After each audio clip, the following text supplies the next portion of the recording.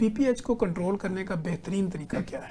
अच्छा, पहली बात है कि जिस तरह हमारी स्किन है ना is getting old day by day, ठीक, इस तरह हमारे इंटरनल ऑर्गन्स भी दे आर गेटिंग ओल्ड। ठीक, और प्रोस्टेट का साइज बढ़ना है उसको हम रोक नहीं सकते। ठीक है, the more older you get size will increase. ठीक, तो वो हम नहीं रोक सकते, लेकिन जो सिम्टम्स हैं उनको हम कंट्रोल कर सकते हैं।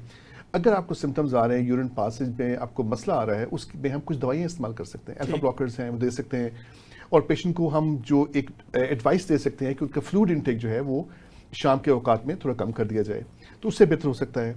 अगर ट्रीटमेंट फेलियर हो जाए, अगर मेडिसिन काम ना करें, फिर बारी आती है सर्जरी की। हमारे यहाँ अनफॉर्चुनेटली सर्जरी की तरफ एक पहला ध्यान जाता है डॉक्टर्स का, जो कि गलत बात है। लोग शॉर्टकट ढूंढते हैं ना। एब्सोल्युटली, वो सर्जन को कहता है बस मेरी सर्जरी करो, मैं दवाई नहीं खा। बिल्कुल। और अगर सर्जरी खुदा न खास्ता गलत तरीके से हो जाए या ट्रेन डॉक्टर्स ना क्यों, जो कि हमारे मुल्क में अनफॉर्चुनेटली ऐसे होता है, तो उससे you lose your control. And can you imagine a person who has no control on the urine, उसके सोशल फैक्टर्स क्या हैं, उसके साइकोलॉजिकल फैक्टर्स क्या हैं, उसकी पर्सनल लाइफ क्या है। परमानेंट मजदूरी में आप चले जाएंगे। Absolutely, and that's you know ये एक बहुत ही ज्यादती है ऐसे मरीज के साथ, जिससे उससे बच सकता था अगर थोड़ा सा उस गाइडेंस मिली होती। ठीक।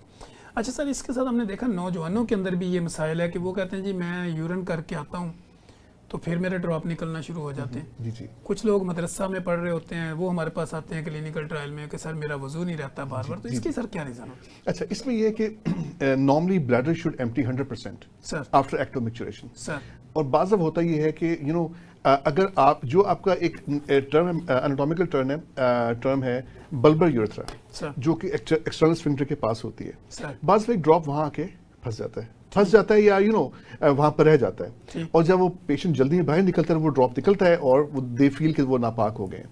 हम उनको ये एडवाइस देते हैं पहली बात कि अगर जब आप यूरिनेशन कर रहे हैं ना, यूरिनेशन के एक्ट में आप if you spending 2 minutes in the washroom, spend 3 minutes and just wait. ठीक। सेकेंडली, एक और चीज़ है कि अगर आप यूरिनेशन आपकी खड़े होके होगी तो उसमें ये प्रॉब्लम आने का चांस कम होगा, क्योंकि अल्लाह ताला ने जो बनाया है ना हमारा निज़ाम, उसमें एक यू नो अगर आप बैठे हुए हैं तो आपका जो ब्लैडर और प्रोस्टेट और यूरेथ्रा है वो एक एंगल में है। ठीक। अगर आप खड़े होकर यूरिन करेंगे तो एंगल सीधा हो जाएगा। ठीक। ठीक है, उससे पेशेंट का ब्लैडर जल्दी एम्प्टी होगा और एक फिर इस तरह की प्रॉब्लम नहीं भी नहीं होगी। और एक कॉन्स्टिपेशन, अगर आपको अगर अच्छा कॉन्स्टिपेशन का लिंक है? इसका बहुत बड़ा ताल्लुक है। ठीक है, बहुत बड़ा ताल्लुक है। अच्छा आपने देखा होगा आपकी प्रैक्टिस में फीमेल्स आती हैं बाज़ दफ़ा यूरिनरी रिटेंशन के साथ, ऐसे ही सर, उनमें होती कॉन्स्टिपेशन है, ऐसे उनमें तो प्रोस्टेट नहीं है ना, ऐसे ही कॉन्स्टिपेशन होती है और रिलीव करके ठीक हो जाती है। मेल में जिनमें प्रोस्टेट इलाज है और दैट और उस पर कॉन्स्टिपेशन भी है, that would add extra pressure, because जो आपका रेक्टम एरिया है जो आप वो बिल्कुल इंटीमेटली रिलेटेड है प्रोस्टेट के बिल्कुल नियरेस्ट है। साथ। अगर प्रोस्टेट बढ़ेगा, कॉन्स्टिपेशन भी होगी, तो वो ऐसे ही है कि यू नो एक एक्स्ट्रा यू नो डिसएडवांटेज। बिल्कुल ऐसे ही। अच्छा सर, इसी के साथ जैसे हम ये बात कर रहे होते हैं तो यूटीआई यूरिन ट्रैक्ट इन्फेक्शन भी साथ कॉमन है जी। नौजवान और बुजुर्ग या एल्डर, इन तीनों में यूटीआई कॉमन हो सकता है या बिल्कुल डिफरेंट होता है? अच्छा, नौजवानों में डिफरेंट रीजंस हैं और जो एडल्ट्स हैं उनमें डिफरेंट है। सर अब यंग लोगों में तो प्रोस्टेट इलाज नहीं है, वो तो नॉर्मल है। ऐसे ही सर। तो उसमें बेसिकली होता ये है कि बाज़ सेक्सुअली ट्रांसमिटेड प्रॉब्लम्स होती हैं, ठीक। जो कि यंग लोगों में पाई जाती हैं, जो ठीक है। ऑब्वियस रीजंस की वजह से, सर और उसका ट्रीटमेंट फ़र्क है। ठीक है। उसमें of course we have to take with the reason, sir उनको एजुकेशन और एंटीबायोटिक्स उसका हल है। लेकिन उससे पहले हम पेशेंट की यूरिन सैम्पलिंग करते हैं, यूरिन एग्जामिनेशन। अगर कोई बैक्टीरिया उसमें है, we have to do the culture to make sure कि हम राइट एंटीबायोटिक दे रहे हैं, एटलीस्ट फॉर 2 वीक्स। सर जो एडल्ट्स हैं उनमें प्रॉब्लम ये है कि अगर ब्लैडर एम्प्टी नहीं हो रहा सर तो वो यूरिन खड़ा है मसाने के अंदर, ठीक। और वो इन्फेक्शन होगी उसमें। आप एक बड़ी एक मिसाल देता हूँ आपको। Sir if you are travelling in a forest sir और you are passing by a river और you see a river Sir. And you see a pond, sir from where you feel thirsty, आप पानी कहाँ से पियेंगे? बिल्कुल आप उसी जगह पे जाएंगे ना, रिवर से लेंगे ना, नहीं। क्योंकि इट इज फ्लोइंग। जो बहता पानी पाक है ना, Sir. इस तरह यूरिन में कोई बैक्टीरिया नहीं होता, बिकॉज यूरिन इज फ्लोइंग। जब यूरिन इकट्ठा होगा Sir. That will create problem, उसमें इन्फेक्शन होगी। तो वहाँ इसलिए पे जाके इन्फेक्शन इसलिए जो एडल्ट्स में अगर प्रोस्टेट इलाज है उनमें इन्फेक्शन होती हैं, सर और जो यंग हैं उसमें दूसरी रीजन हैं। Sir. और फीमेल्स में चूंकि वो एरिया ऐसा है, उसमें फीकल कंटेमिनेशन से फीमेल्स में इन्फेक्शंस होती हैं। अनफॉर्चुनेटली कुछ को लॉन्ग टर्म प्रॉब्लम्स होती हैं उससे, लेकिन उसको भी हम प्रॉपर गाइडेंस के साथ उसको हम पेशेंट को ट्रीट कर सकते हैं। ठीक हो गया। सर अक्सर दीवारों पे लिखा होता है कि मर्द कभी बूढ़ा नहीं होता, जी, जी। ये वो किस सेंस में कहते हैं? देखिए वो इस टू बी ऑनेस्ट जो हमारा मुआशरा है ना, मैं आपको एक उसकी एक for example if you are turning to if you are going 50+ और you are 60 sir if you know हमारे मुआशरे में कि आप बूढ़े हो गए, you should be praying all the time. ठीक। आप अल्लाह करें जो फोर्स करनी चाहिए, हर एज में करनी चाहिए, बाकी कोई काम नहीं करना।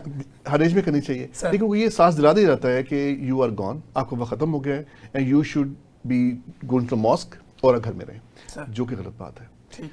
वेस्ट में ऐसा नहीं है। वेस्ट में 60 और 70 is considered young man. Same बिल्कुल आप ऐसे। समझते हैं वहां पर आपको 90 ईयर्स के लोग जो है वो वॉक करते हुए, चलते हुए, नॉर्मल जॉगिंग करते हुए बाद में नजर आते हैं।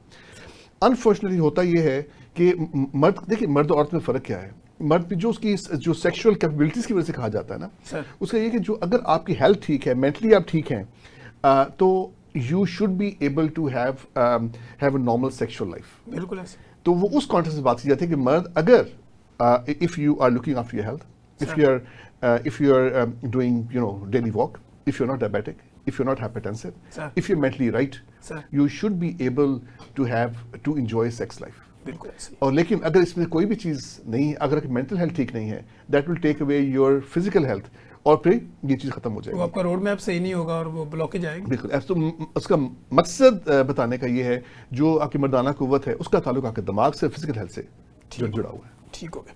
अच्छा सर, जैसे कॉन्स्टिपेशन का हमने जिक्र किया था, जी जी, तो किडनी डिजीज के साथ अगर कॉन्स्टिपेशन भी कंटिन्यू रहती है तो जी। दोनों का आपस में लिंक है? बिल्कुल है। देखिए पता क्या बात है, किडनी डिजीजेज से मुराद ये है, फॉर एग्जांपल अगर प्रोस्टेट इनलार्ज है, एक जनरल बात कर रहा हूँ, अगर तो ब्लैडर एम्प्टी नहीं हो रहा है सर, और कॉन्स्टिपेशन भी है जिसको एक एक्स्ट्रा प्रेशर क्रिएट कर रही है, सर।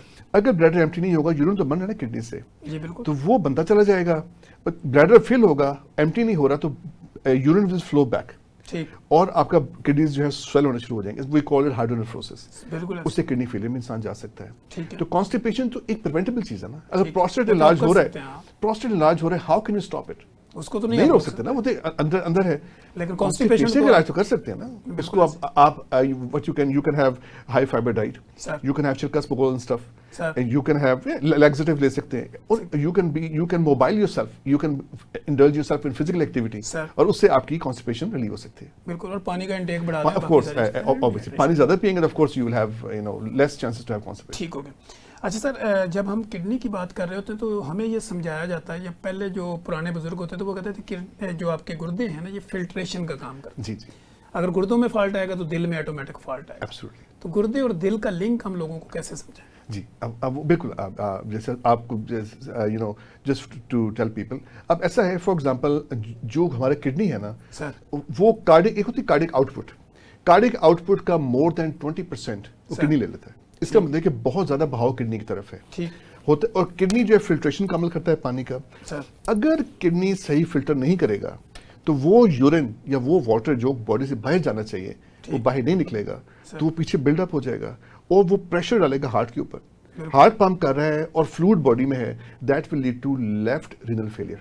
ठीक। अगर आपके बॉडी में बहुत ज्यादा what you call it fluid है सर। और किडनी पंप नहीं कर सकता, that will lead to renal heart failure। ठीक। और heart failure, heart is the only organ which is making you alive, पूरी body उसी पे चलती है। absolutely। उस केस में फिर हमें कुछ दवाइयां देनी पड़ती हैं ताकि जो एक्सेस फ्लूइड है हमारी बॉडी से बाहर निकले और हार्ट पे प्रेशर कम हो, जिससे दवाइयां लेस एक्स आप काइंड बिल्कुल ऑफ देखें, और डाययूरेटिक जितनी भी होती जी, है। Absolutely absolutely absolutely.